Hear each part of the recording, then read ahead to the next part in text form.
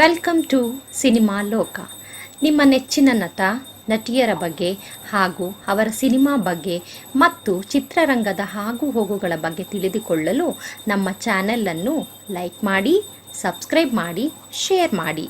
Thank you. Ambareesh ಅವರ film career ಅಲ್ಲೇ ಹೆಚ್ಚಿನ ದಿನ ಓಡಿರೋ ಸಿನಿಮಾ ಮಾತ್ರ ಅಲ್ಲ, ಅತಿ ಹೆಚ್ಚು ಕಲೆಕ್ಟ್ ಮಾಡಿರೋ ಸಿನಿಮಾ ಕೂಡ 1983 ನಲ್ಲಿ ರಿಲೀಸ್ ಆಗಿರೋ ಚಕ್ರವ್ಯೂಹ ಸಿನಿಮಾನೇ. ಈ ಸಿನಿಮಾ ಯಾವ ತರ ದಾಖಲೆಗಳನ್ನ ಸೃಷ್ಟಿ ಮಾಡಿದೆ, ಥಿಯೇಟರ್ ಅಲ್ಲಿ ಎಷ್ಟು ದಿನ ಓಡ್ತು, ಆ ಸಿನಿಮಾಗಳ ಕಲೆಕ್ಷನ್ ಏನು, ಚಕ್ರವ್ಯೂಹ ಸಿನಿಮಾನಲ್ಲಿ ಅಂಬರೀಶ್ ಅವರು ಬರಕ್ಕೆ ಕಾರಣ ಯಾರು, ಅಂಬರೀಶ್ ಅವರ ಕೆರಿಯರ್ ಅಲ್ಲಿ ಎಷ್ಟು ಮುಖ್ಯವಾದ ಸಿನಿಮಾ ಆಗಿದೆ, ಚಕ್ರವ್ಯೂಹ ಸಿನಿಮಾ ಅಂಬರೀಶ್ ಅವರಿಗೆ ಯಾವ ತರ ವ್ಯಾಲ್ಯೂ ಕೊಡ್ತು, ಇದಷ್ಟು ಸ್ವಲ್ಪ ಡೀಟೇಲ್ ಆಗಿ ನೋಡೋಣ ಬನ್ನಿ. ರೆಬಲ್ ಸ್ಟಾರ್ ಡಾಕ್ಟರ್ ಅಂಬರೀಶ್ ಅವರು ಅಂತ ಸಿನಿಮಾದ ನಂತರ ಕನ್ನಡ ಫಿಲ್ಮ್ ಇಂಡಸ್ಟ್ರಿನಲ್ಲಿ ಬಿಸಿ ಹೀರೋ ಆಗ್ತಾರೆ. ಭರ್ಜರಿ ಬೇಟೆ, ಶಂಕರ್ ಸುಂದರ್, ಅಜಿತ್, ಟೋನಿ, ಕದೀಮ ಕಲ್ಲರು, ತಿರುಗುಬಾಣ ಅಂತ ಸುಮಾರು ಸಿನಿಮಾಗಳಲ್ಲಿ ಲೀಡ್ ರೋಲ್ ಅಲ್ಲಿ ಬುಕ್ ಆಗಿರ್ತಾರೆ. ಕ್ರೇಜಿ ಸ್ಟಾರ್ ರವಿಚಂದ್ರನ್ ಅವರು ಮೊದಲನೆಯದಾಗಿ ಪ್ರೊಡ್ಯೂಸ್ ಮಾಡಿರೋ ಕದೀಮ ಕಲ್ಲರು ಅನ್ನೋ ಸಿನಿಮಾ ಒಂದು ಆವರೇಜ್ ಸಿನಿಮಾ ಆಗಿರುತ್ತೆ.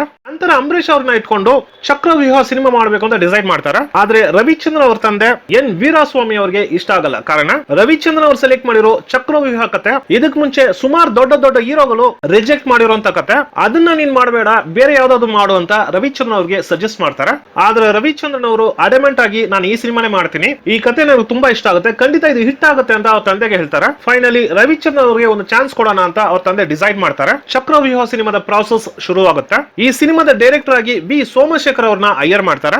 ಮ್ಯೂಸಿಕ್ ಡೈರೆಕ್ಟರ್ ಆಗಿ ಶಂಕರ್ ಗಣೇಶ್ ಅವ್ರನ್ನ ಬುಕ್ ಮಾಡ್ತಾರೆ. ಸಿನಿಮಾಟೋಗ್ರಾಫರ್ ಆಗಿ ಆರ್ ಚಿಟ್ಟಿಬಾಬು ಅವ್ರನ್ನ ಫಿಕ್ಸ್ ಮಾಡ್ತಾರೆ. ಹೀರೋಯಿನ್ ಆಗಿ ಅಂಬಿಕಾ ಅವ್ರನ್ನ ಬುಕ್ ಮಾಡ್ತಾರೆ. ನಂತರ ವಜ್ರಮಣಿ ಅವರು, ತೂಗುದೀಪ ಶ್ರೀನಿವಾಸ್ ಅವರು, ಶಕ್ತಿ ಪ್ರಸಾದ್ ಅವರು, ಮುಖ್ಯಮಂತ್ರಿ ಚಂದ್ರು ಅವರು ಅಂತ ಆ ಸಿನಿಮಾ ಬೇಕಾಗಿರೋ ಎಲ್ಲಾ ಸಪೋರ್ಟಿಂಗ್ ಆಕ್ಟರ್ಸ್ ನು ಹೈಯರ್ ಮಾಡ್ತಾರೆ. ವಿಲನ್ ಆಗಿನೇ ಒಂದು ದೊಡ್ಡ ಫ್ಯಾನ್ ಬೇಸ್ ನ ಕ್ರಿಯೇಟ್ ಮಾಡಿರೋ ಟೈಗರ್ ಪ್ರಭಾಕರ್ ಅವ್ರನ್ನ ಎಕ್ಸ್ಟೆಂಡೆಡ್ ಕ್ಯಾಮಿಯೋ ರೋಲ್ ಅಲ್ಲಿ ಅನಿಲ್ ರಾಜನ ಪಾತ್ರಕ್ಕೆ ಫಿಕ್ಸ್ ಮಾಡ್ತಾರೆ. ಅಂಬರೀಶ್ ಅವರ ಚಕ್ರವ್ಯೂಹ ಸಿನಿಮಾ ಚಲಿ ಚಲಿ ತಾಳೆನು ಅನ್ನೋ ಹಾಡಿಗೆ ದೊಡ್ಡ ಮಟ್ಟಕ್ಕೆ ರಿಸೆಪ್ಷನ್ ಸಿಗುತ್ತೆ. ಅಂದ್ರೆ ಚಕ್ರವ್ಯೂಹ ಸಿನಿಮಾ ರಿಲೀಸ್ ಆಗಕ್ ಮುಂಚೆನೆ ಆ ಒಂದು ಹಾಡು ಸೂಪರ್ ಹಿಟ್ ಹಾಡಾಗಿರುತ್ತೆ. ಅದು ಮಾತ್ರ ಅಲ್ಲ, ಈ ಸಿನಿಮಾ ರವಿಚಂದ್ರನ್ ಅವರು ಫುಲ್ ಫ್ಲೆಜ್ಡ್ ಆಗಿ ಕೆಲಸ ಮಾಡಿರುವಂತ ಸಿನಿಮಾ. ಅಂದ್ರೆ ಕಥೆನ ಆಯ್ಕೆ ಮಾಡೋದು, ಡೈರೆಕ್ಟರ್ಸ್ ನ ಬುಕ್ ಮಾಡೋದು, ಆಕ್ಟರ್ಸ್ ನ ಸೆಲೆಕ್ಟ್ ಮಾಡೋದು, ಟೆಕ್ನಿಷಿಯನ್ಸ್ ನ ಸೆಲೆಕ್ಟ್ ಮಾಡೋದು ಅಂತ ಆ ಸಿನಿಮಾನಲ್ಲಿ ಬರೋ ಸೀನ್ ಇಂದ ಹಿಡಿದು ಹಾಡುಗಳು, ಶಾರ್ಟ್ಸ್ ಅಂತ ರವಿಚಂದ್ರನ್ ಅವರು ಏನೆಲ್ಲ ಅನ್ಕೊಂಡಿರ್ತಾರೋ ಅದನ್ನ ಡೈರೆಕ್ಟರ್ ವಿ ಸೋಮಶೇಖರ್ ಮೂಲಕ ತರಿಸಿರ್ತಾರ. ಅದು ಮಾತ್ರ ಅಲ್ಲ, ಆ ಸಿನಿಮಾದಲ್ಲೂ ರವಿಚಂದ್ರನ್ ಅವರು ಒಂದು ಸಣ್ಣ ನೆಗೆಟಿವ್ ಕ್ಯಾರೆಕ್ಟರ್ ಅಲ್ಲಿ ಕಾಣಿಸ್ಕೊಂತಾರೆ. ರವಿಚಂದ್ರನ್ ಅವರು ಹೇಳಿರೋ ವಿಷಯಗಳನ್ನೆಲ್ಲ ಅರ್ಧ ಮನಸ್ಸಲ್ಲಿ ಒಪ್ಕೊಂಡಿರೋ ಡೈರೆಕ್ಟರ್ ವಿ ಸೋಮಶೇಖರ್ ಅವರು ಈ ಚಲಿ ಚಲಿ ಹಾಡನ್ನ ಮಾತ್ರ ಒಪ್ಕೊಳ್ಳೋದೇ ಇಲ್ಲ. ಆ ತರ ಸಾಂಗ್ ಬೇಡ ಅಂತಾನೆ ಹೇಳ್ತಾರೆ. ಆದ್ರೂ ರವಿಚಂದ್ರನ್ ಅವರು ಫೋರ್ಸ್ ಮಾಡಿ ಆ ತರ ಒಂದು ಸಾಂಗ್ ನ ಚಕ್ರವ್ಯೂಹ ಸಿನಿಮಾನಲ್ಲಿ ಇರಿಸ್ತಾರೆ. ಚಕ್ರವ್ಯೂಹ ಸಿನಿಮಾ ದೊಡ್ಡ ಬ್ಲಾಕ್ ಬಸ್ಟರ್ ಆಗಕ್ಕೆ ಈ ಒಂದು ಹಾಡು ಕೂಡ ಮುಖ್ಯವಾದ ಕಾರಣ ಅಂತ ನಂತರ ಗೊತ್ತಾಗುತ್ತೆ.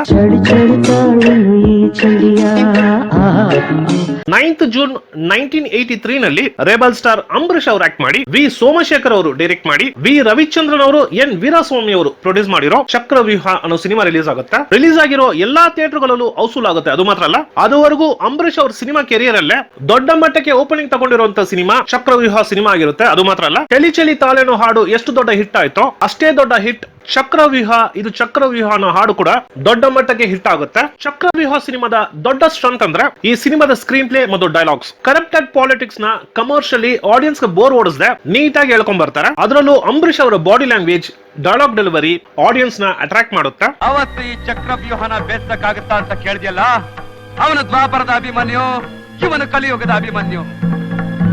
2 ನಿಮಿಷದಲ್ಲಿ ಕುರುಕ್ಷೇತ್ರ ಯುದ್ಧ ಮುಗಿಸ್ತೇನೆ.